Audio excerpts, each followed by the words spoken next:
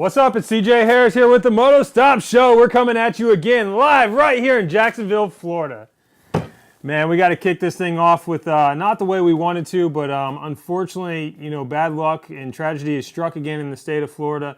Really close to our home at one of our local tracks. Another rider was taken from us, which always sucks. So let's start off real quick by having a moment of silence for the down rider, Kyle Conger.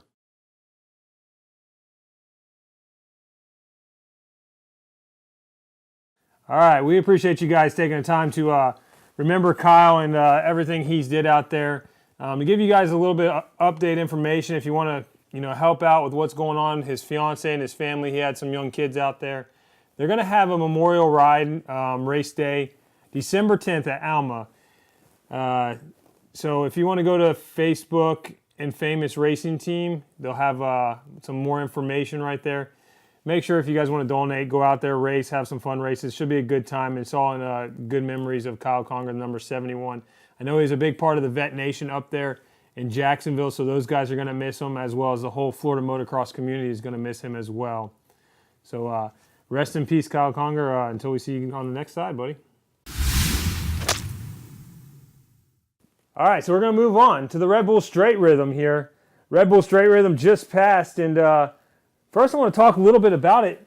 I don't know if it was just me or if it was the whole industry, but it seemed like the Red Bull Straight Rhythm just kind of blew by us, and there wasn't a whole lot of talk about it this year. Maybe that's because James Stewart wasn't there.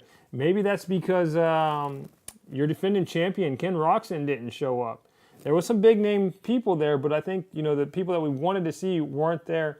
I don't know if people took this year's Red Bull Straight Rhythm as serious as they have in the past. So with that being said, there was still some incredible racing there, and I'm a big fan of it.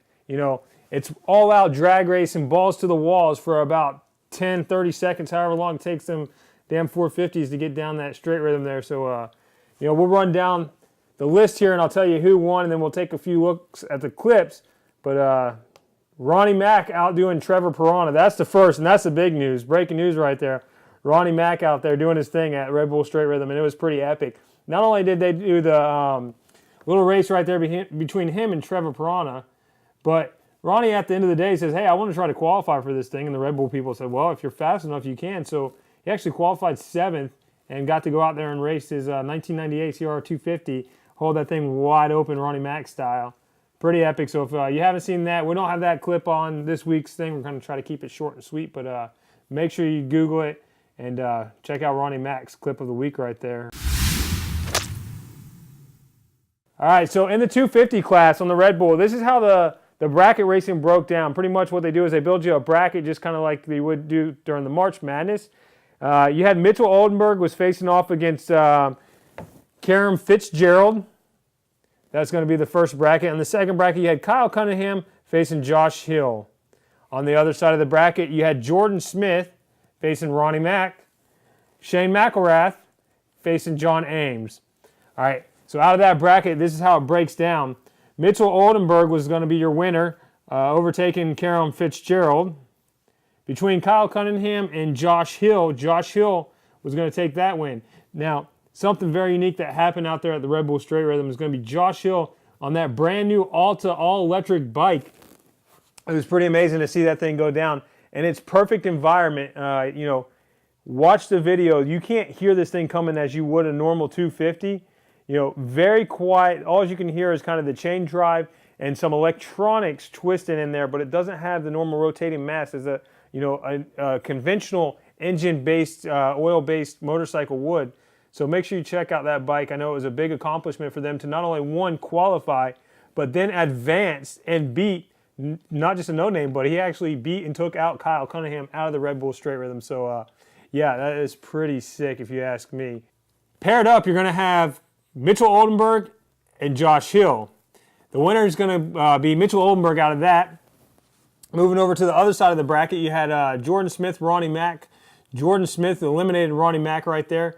Shane McElrath faced up against John Ames. McElrath is going to be your leader right there. That's going to pair up McElrath and Jordan Smith. Jordan Smith is not going to make it. Shane McElrath is going to move on to the semifinals. He'll face off with Mitchell Oldenburg, who overcame Josh Hill on that Alta electric bike, but it was It wasn't just a walk away. It was close. Hill actually went 1-1. It was the best out of 3 races. So Josh Hill went up 1 on Mitchell Oldenburg, and Mitchell Oldenburg had to come back and go to the 3rd round to win that thing. So, and your finals in your 250 class is going to be Mitchell Oldenburg and Shane Moody McElrath. And yeah, well, Shane Moody McElrath, the KTM Red Bull rider, pulled it off once again there at the Red Bull Straight Rhythm. Pretty excited for that youngster right there. So make sure you check it out, and you'll be able to check out a link to our to the Red Bull Straight Rhythm and their description at the bottom of the page. So if you want to check out this whole thing, if you didn't get to watch it, Red Bull does a really cool thing, man. They have all their stuff right there on their website. You can stream it live on their demand program, what it's called. It's free. I found it and literally been addicted to it for probably the last 72 hours. It's probably why I look like shit and haven't slept, just watch Red Bull stuff. But that's what happens when you make some cool-ass videos. We got to watch them. All right, let's follow along on this final run as we watch Mitchell Oldenburg and Shane Moody McElrath go head-to-head straight down the Red Bull Straight Rhythm. Folks, as you can see here, they got Oldenburg right there on the left-hand side. This is going to be a single race coming straight at you. There's Oldenburg, the 28. He drops out of there. He's followed by the 38 of Shane Moody McElrath. They both go up and they scrub over that, what they're calling a speed check. They go into the triple. This is going to be a triple on and then double off to another speed check right there. As they run through the whoop section, these are called speed whoops, not quite like Supercross whoops. Side by side, there they go. Teammates, the 28 and the 38, battling it out all the way down, up on the camelback, onto another step on, step off. Here they go through the sand roller section. Into the sand section, they both triple in. Now this is what they call an 8-pack, where it's going to go triple, double. But if you watch, they're not just doubling out. They're sending it all the way to the back, all the way to the finish line double there. And you see McElrath with the fist pump, taking it right there. Now on this slow replay, as you watch right here, this is where I think it was made. McElrath charges those speed whoops, keeps it a little lower, and you see how his bike actually reacts a little better because he didn't hit that last whoop and goes high. Goes into that speed check right there. Check out that camelback. Up, on, off into this sand section. Now they're going to send it into this triple side by side. Is that not a beautiful shot right there? All right, and that 8-pack, here they come. They send it out, jumping all the way to the finish line. Man, how awesome is that right there? All right, so let's jump into what they call the open class here at the Red Bull Straight Rhythm. This is the one that everybody was waiting. They're going to have riders in there like Marvin Musquin, Greg Duffy, Nico Izzy, Nick Way, Trey Kennard, Jeff Alessi, Vince Freeze, Tevin Tapia. On the other bracket, facing off is Ryan Dungey against Dustin Pipes, Austin Politelli, Devin Raper, Josh Hansen, Dakota Tedder, Kyle Chisholm, and Nick Schmidt. We'll start over on that bracket first. I'll tell you the winners out of those races, and then we'll move over to the other side. So Chisholm is going to overdo Schmidt right there. Hansen is going to take over Tedder. Politelli is going to win out over Devin Raper. And then Ryan Dungey versus Dustin Pipes. Well, Ryan Dungey was able to pull off that win right there.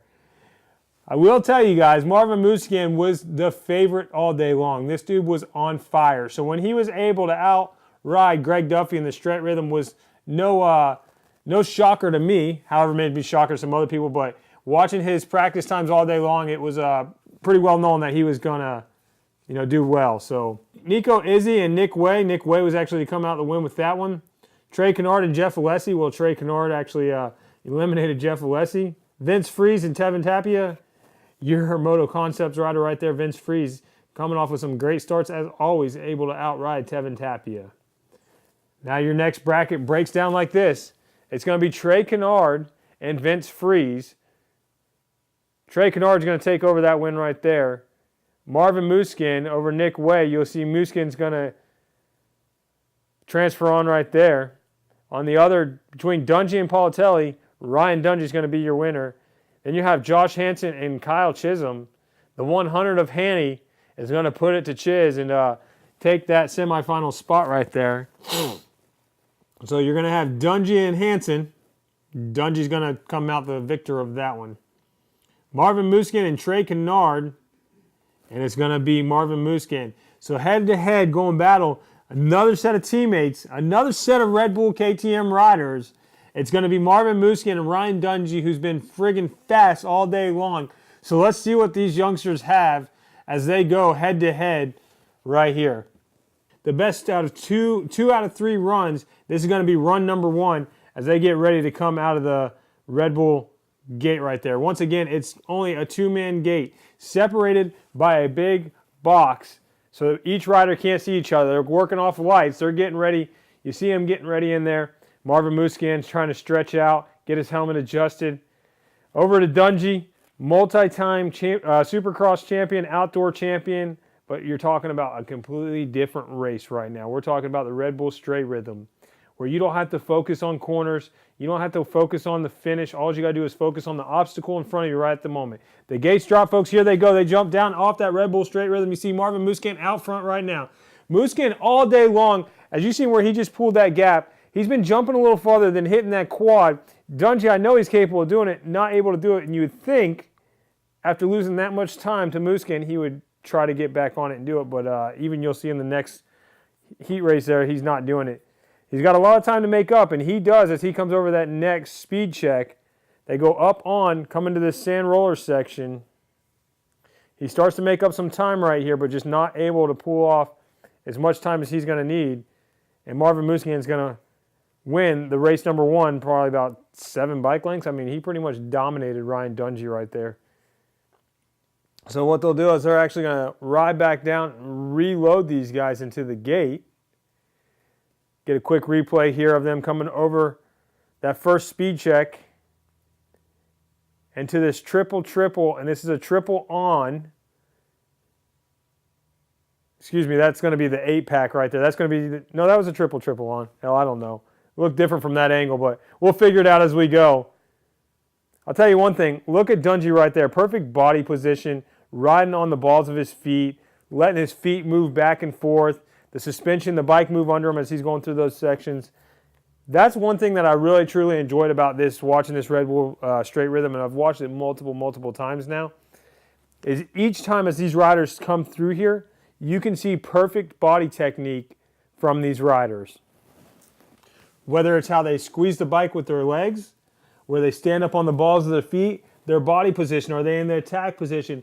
Things that when you go to a training program, you know, as we talked about in our last episode with Die 55, one of the great trainers out here, these are all things that they're going to teach you as out there, but it has to become that habit, because when you're in the heat of the moment, it's hard to fixate and do what you're supposed to be doing. So you got to continuously practice and create a habit and do it just like these guys do. You can see they're lining back up in the gate right now. That's Marvin Musquin, the number 25 on that Red Bull KTM.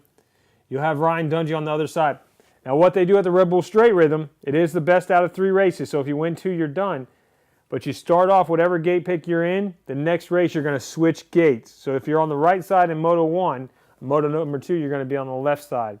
There's a great shot right there, head onto the gate. You can see it's probably about a 15-foot drop off that start. There they go. Moto number 2, they're out. It looks like Ryan Dungey's got the lead, but look at Musquin right there, jump all the way over and then quad that. Now he's right back out into the lead. I figured Ryan Dungey was going to pull the trigger on this Moto number 2, and he doesn't. You know, maybe this race isn't worth enough. I mean, I know it pays good money, but, you know, there's no title on the line. Although they are both Red Bull riders, and I'm sure Red Bull wants them to go balls to the wall. So, you know, there's no telling. But Musquin's just going to lead them out right here by about 2 bike lengths as they jump into that sand section.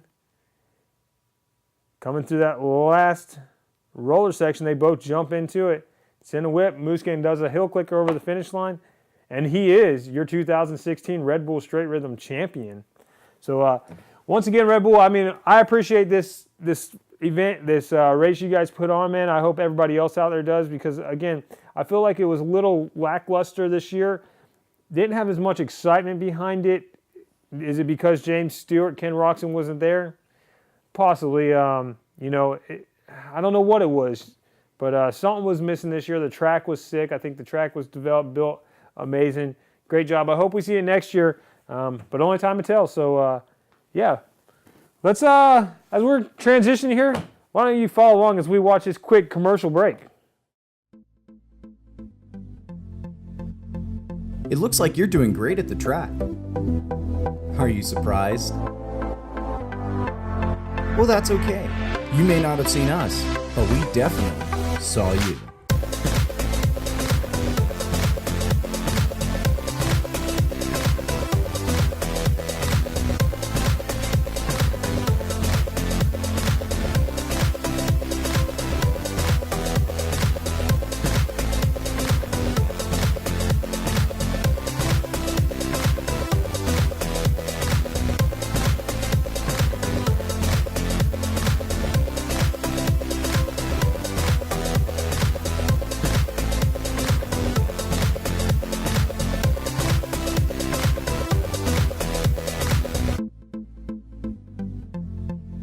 When you're done racing at the track, go online to bigdealphotos.com for pictures, t-shirts, and more.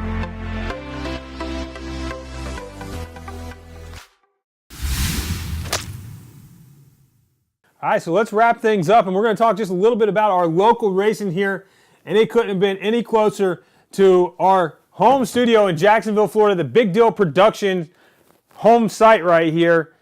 We went over to Bostwick Creek MX Park, which provided us some great racing actions for the Florida-Georgia Championship, one of my favorite championships in the state of Florida. So a lot of great racers, a lot of great talents came out. We had some great epic Halloween. This is the annual Florida-Georgia Halloween race. So we did a haunted hayride for the kid, or a hayride for the kids, a little haunted house thing with some fun games, activities for the kids.